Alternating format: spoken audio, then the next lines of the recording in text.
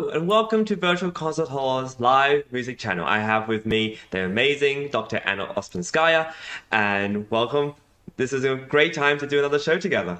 Thank you, Chris. This is indeed a great time as we are moving towards the springtime and exploring Beethoven's feelings and his expression of nature. This is just wonderful. And thank you for joining us. It's a pleasure to be co-hosting this program. Yes, this is wonderfully the seventh part of the documentary of Beethoven's Symphony No. 6, written and narrated by Lawrence Rapchak, created by New Media Productions worldwide and Virtual Concert Halls, and produced by the incredible architects of music. Yes, indeed, incredible architects of music. And this collaboration is just a pure joy. It has been going on for over 2.5 years. We're still working on the finalizing 2 more symphonies. That's down the road. You'll see them all. And this is a really product of love and passion, which we all share in our journey bringing musicians and music from around the entire globe.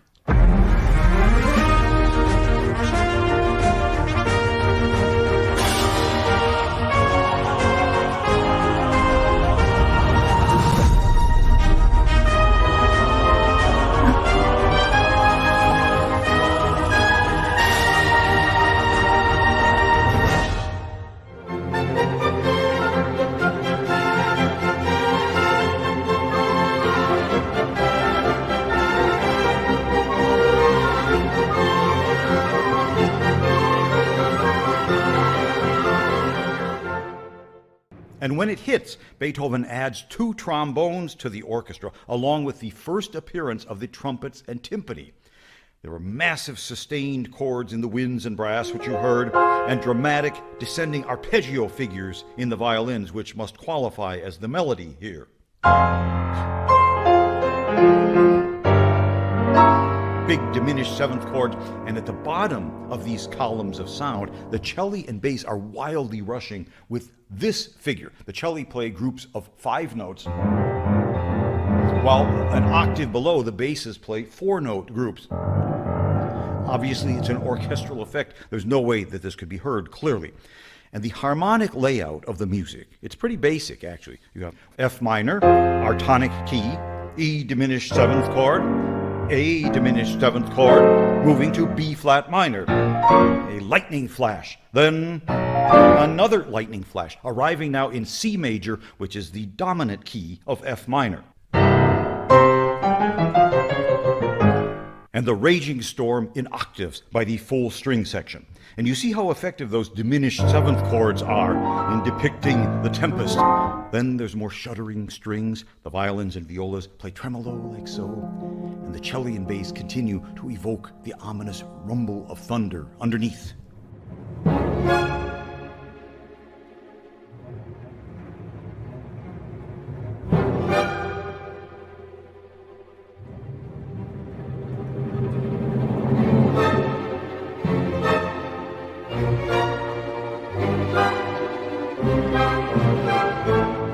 And you heard those multiple lightning strikes using this progression. F sharp diminished 7th, moving to B flat minor, and G7, and C minor, and C7, and moving to A major. Now there's an episode with the raindrop figuration in the first violins over a C sharp diminished 7th chord.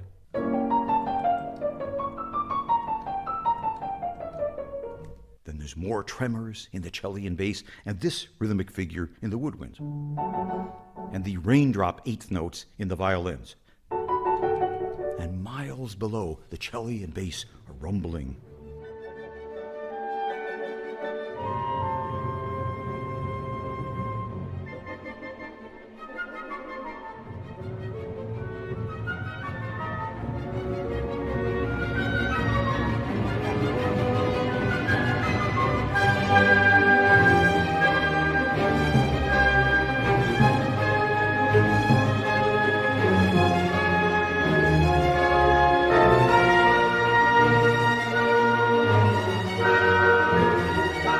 You heard sheets of rain there cascading in the violin arpeggios.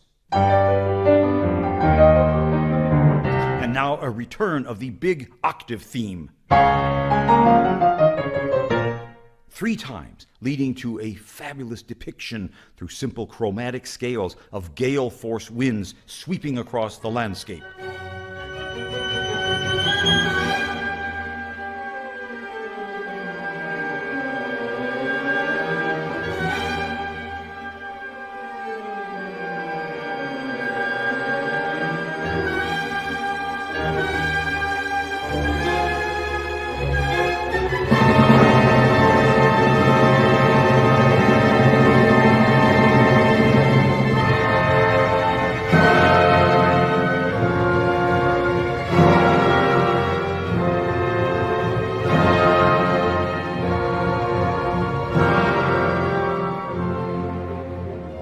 The high point of the drama. Plenty of diminished seventh harmonies and cascading tremolo violins again.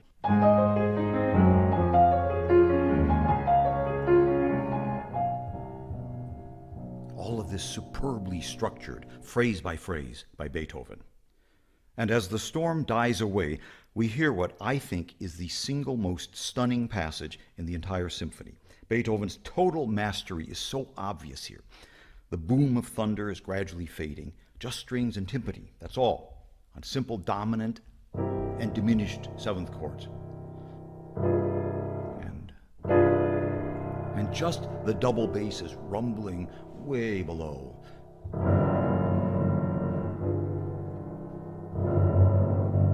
And one last flicker of lightning, leading to the appearance of the sun, and a simple hymn in C major.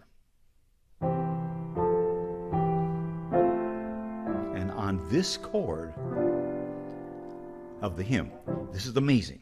On that chord, the cello and basses, still with very fleeting 16th notes, far below the hymn voices, create one final non-rhythmic random rumbling of thunder moving out of the area, as they say, and giving way to the sunlight.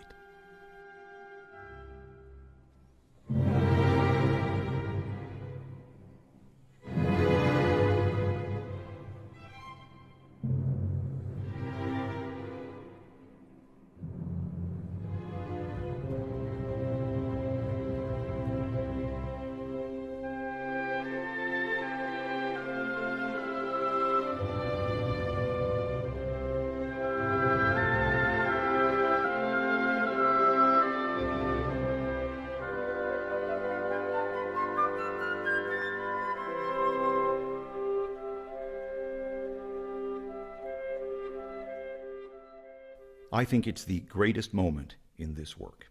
And we move directly into the finale. And I know it's a very unfair comparison, and I have a great fondness for music of the early classical era that we've heard throughout this series. Thomas Arne and William Boyce, and Gosse and Herschel and whatnot.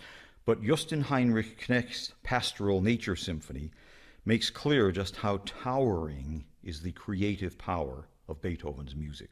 It's likely that Beethoven patterned his Sixth Symphony's programmatic layout on Knecht's work, whose fourth movement title mentions, "The storm recedes little by little, the clouds dissipate." Here is that passage in Knecht's symphony.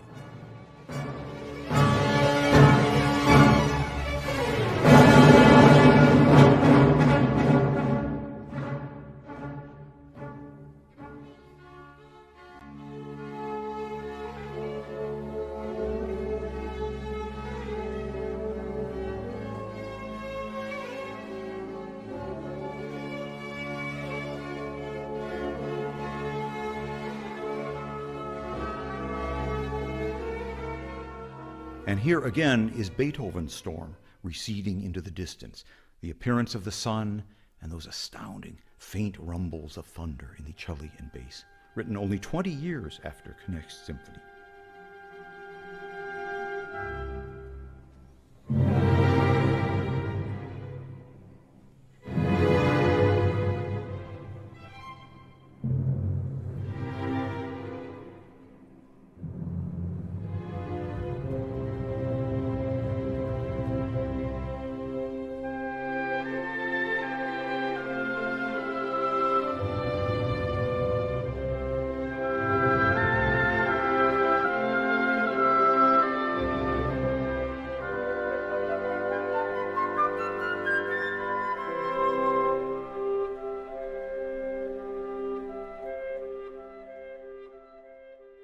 and with the frequency of storm music in the orchestral and operatic repertoire, Beethoven's accomplishment, with very limited forces but an overflow of genius, has never been equaled in its marriage of bold, visionary sound, its unerring dramatic instinct, with the sheer quality of the music itself.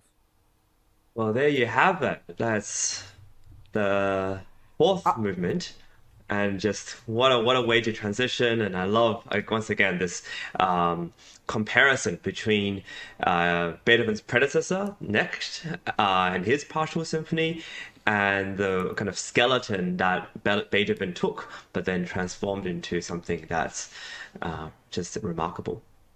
Well, absolutely. Well, Knecht Symphony is remarkable too, and every absolutely phenomenal accomplishment. And Beethoven's symphony is more like a conclusion to the development of the air for that style of a symphonic composition. There's always a predecessor and a great one. When Larry put next to each other the two transitional moments in the symphonies, which are they have the basic similar composition, similar ideas, similar purpose in writing. They're not that different, yet there is a humongous difference in effectiveness, don't you think? Between what Knecht wrote, and again, it's so much more predictable, and therefore it's so much more like just your usual everyday experience of great music. His music is great. Knecht's music I is great. wonder if it has something to do with. I mean, of course, you can call it gifted, talented, and that is also very true of Beethoven. But you wouldn't dismiss that of Next either. He was probably quite an inspired and wonderful absolutely. musician. But And what is it Beethoven that you wouldn't have think? chosen a bad example to model his symphony. Yes, exactly. But what is it that makes Beethoven Beethoven? And I propose, perhaps, that it was this lack of regard, perhaps, of what people thought of his music. Like, he wasn't out to please people with what they've heard before by other composers of the time or before. He What do definitely you think was of- not a conformist. That's for Yes. sure. And his purpose of writing music was definitely to engage, to impress, and to shake to the core every person in the audience. And Yeah. I believe it was for him to be impressed with his own composition. First and foremost, he was his own strictest judge and his own biggest motivator. So for his imagination, it was just that much bigger and that much more varied and that much more on edge emotionally, the experience with music than for many others around him and before him and after him. Beethoven is a drama composer. He is what we would probably call today the composer of the epic music. And that means everything is expanded to the maximum or beyond. And when you do that, you have to step outside the norms and the boxes. I Yeah. don't think I could say on behalf of Beethoven that he didn't care that people like his music. He probably did. It's a question. It's a question of what do you prioritize, right? What do you because, I mean, as an interpreter of music, it's a little bit different to someone who creates and composes music, because, right, as a composer or even as a writer, you are really putting your whole heart and soul and brain and everything you've absorbed onto paper to create something that is hopefully unique. Well, even with the performance, it's the same thing. It's a journey, inward directed journey, and to expressing oneself, one's artistic desires to the highest level of precision, and balancing that with expectations. Yes. And the expectations of the audience, whether that's your peers, colleagues who might be, in charge of your development of the career, for example, or if it's, general audience, and again, in charge of your career, because if your general audience doesn't leave the concert excited to come back for another concert, you're doomed as a performer just as badly as a composer, right?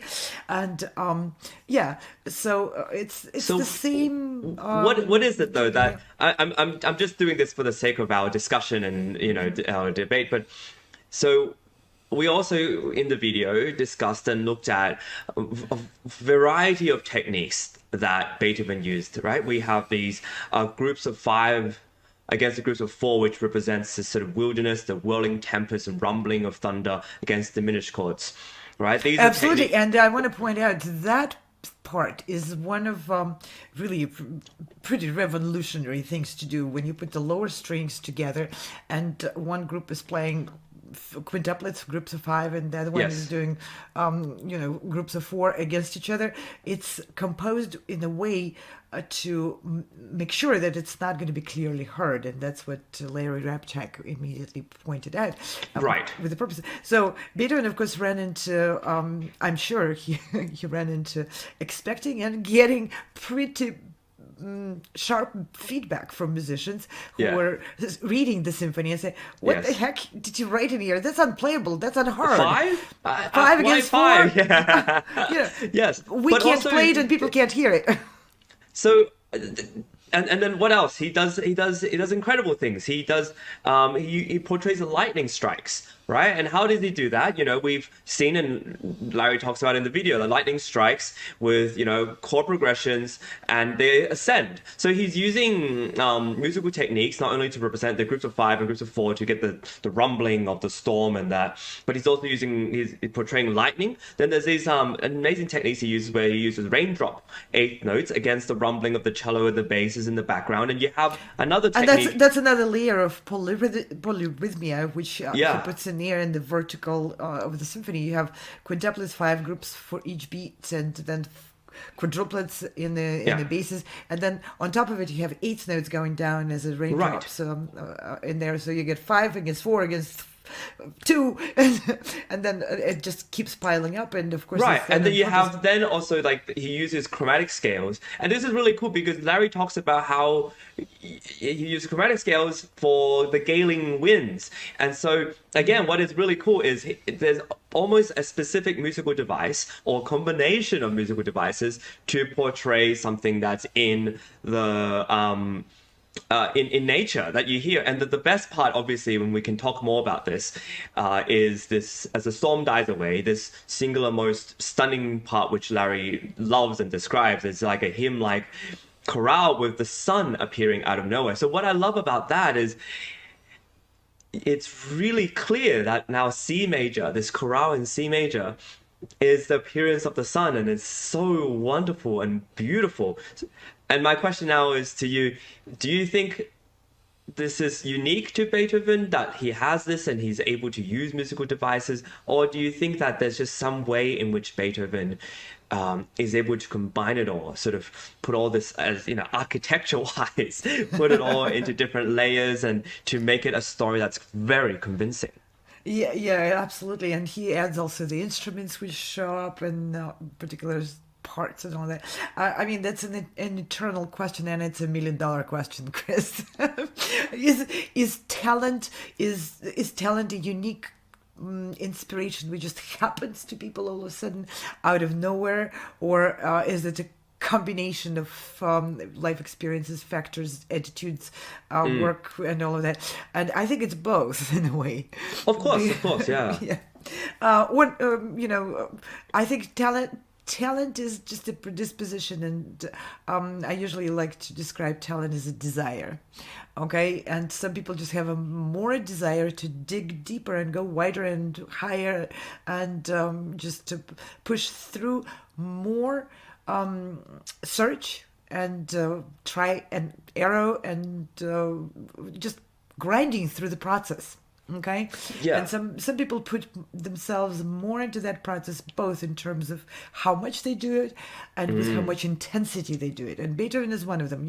There are paintings of how his room looked like with all the peoples around. How often do you walk into someone's room and it's just covered with this much search for that one way to present a storm and a symphony, which is going to really speak to his own sense of being representative of what he wants it to sound like. It's a matter of that. So is that a talent, or is it a hard work, or is it curiosity? I want to dive into that. I want to dive into that. I totally agree with you. I think the word that comes to mind, especially with desire, is also the will. When you watch really incredible biopics of great people, whether it's musicians or otherwise, you see that there's this incredible will and desire to build something, to be to no matter what, to portray something. And I think in this comparison that I'm making with next work, which I'm not dismissing as anything small or not monumental, because it was that model that Beethoven used. But what's really, really special, I think of, and that, which is why Beethoven, I think it continues to inspire so much of us, is because you see the will to drive something forward all the time. It's never enough for him. It's never quite satisfying enough. So he chooses to put 5 against 4. He chooses to use everything he can think of to portray the storm as well as he could with the means that he had. And this pushing of the boundary, this will to not compromise. And we talked about this before, this premiere was in conjunction with the 5th Symphony, with the 4th Piano Concerto, the Choral Fantasy, among like an improvisational work, amongst many other things. Beethoven was maximalist, that's for sure. And Yes. if he took something on, he took it all the way and then some. Yes. that we can tell for sure. Yeah, and of course it's represented here, and how much variety he brings into this, and intensity, of course, the intensity of every step through. That's what keeps you so captivated in his realm. Well, for sure. And I think this is what's inspiring about you and the team and everyone who works at virtual concert halls and sound perceiver, progressive musician, is this constant will as well and desire to have things. And we have an incredible season up ahead. And it's thanks to you and people like you who are just not compromising and saying, yes, we're going to just do it all. And it's going to happen no matter what. It's happening. It's this carrying on inheritance, perhaps, of a will to do something great, to really build something great. And with that, I want to give a big hand to our team and our collaborators, New Media Productions, Virtual Concert Halls, Architects of Music, and of course, Larry Rapchak himself, who compromised nothing in order to bring us the best content about this symphony, movement by movement, section by section, with historical context that I couldn't even imagine possible. Yes, many thanks to Larry Rapchak and everyone involved in those films and in all of the productions which you see on our daily broadcasts. We have Music and Musicians daily broadcasts, and we have a whole variety of events, and upcoming events are quite exciting. It's going to be a marathon call orchestra auditions Olympics with musicians from around the entire world, and then more auditions, events, festivals and competitions, you name it. We're like Beethoven. We pack a concert with 5 hours of great music, like a buffet. You don't want one piece. You just wait a little bit. You'll get something different. Your plate's full of everything that you can fit full and overflowing. That's right. Yes. And we want to thank the sponsors, our supporters and collaborators for your incredible ongoing support of all these programs, for adding your talent, your resources, your time, your passion to what we do in here too. Yes, amazing. And if you want to get involved with us, these are the websites you've seen on the bottom there. Please check out our Musicians and Musicians Daily Live Show. If you want to join us, please let us know. We have incredible amounts of different auditions and applications for an upcoming great season where one can have the opportunity to play with amazing orchestras around the world, as well as perform in Carnegie Hall. What a fantastic treat we have of a season. And with that, we will see you all for part 8 of our Beethoven 6 documentary series. Thank you once again, Anna, for joining me today and having this incredible discussion about what greatness really is and why Beethoven is great. Yes, and let's all be like Beethoven, or at least get a bug of striving towards that. Thank you, Chris, very much. What a pleasure to be co-hosting with you. And I hope you all join us again for the next part 7. Yes. See you all. Thank you. See you. Bye. Bye. No matter where you are or who you are, music connects us all. We started with a dream, but now we are paving the future. Welcome to the Sound Expressiva Global Competition. Fully virtual, yet bringing musicians closer together than ever before, now on a global scale. True live, inclusivity, diversity, connection, community, an extraordinary array of judges. Get noticed by companies all over the world. Prizes, scholarships, performance opportunities. Apply to be a part of the most exciting congregation of artists, like nothing you've ever seen before. We guarantee quality and leave no musician behind. We can't wait to hear you on the virtual stage.